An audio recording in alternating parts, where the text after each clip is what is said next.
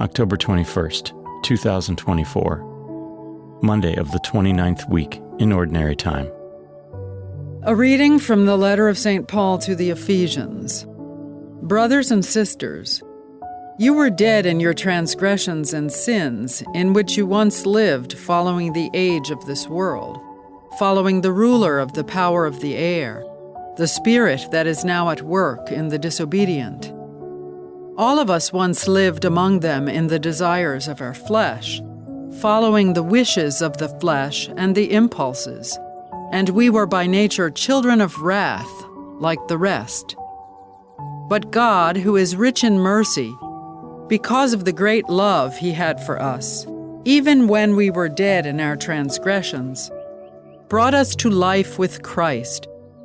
By grace you have been saved, raised us up with Him, and seated us with Him in the heavens in Christ Jesus, that in the ages to come He might show the immeasurable riches of His grace in His kindness to us in Christ Jesus. For by grace you have been saved through faith, and this is not from you, it is the gift of God. It is not from works, so no one may boast. For we are His handiwork, created in Christ Jesus for good works that God has prepared in advance, that we should live in them. The word of the Lord. Responsorial Psalm. The response is, "The Lord made us, we belong to Him." Sing joyfully to the Lord, all you lands. Serve the Lord with gladness. Come before Him with joyful song. The Lord made us, we belong to Him. Know that the Lord is God. He made us, His we are, His people, the flock He tends. The Lord made us, we belong to Him. Enter His gates with thanksgiving, His courts with praise. The Lord made us, we belong to Him. Give thanks to Him, bless His name, for He is good. The Lord, whose kindness endures forever, and His faithfulness to all generations. The Lord made us, we belong to Him.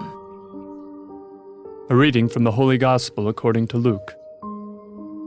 Someone in the crowd said to Jesus, "Teacher, tell my brother to share the inheritance with me." He replied to him, "Friend, who appointed me as your judge and arbitrator?"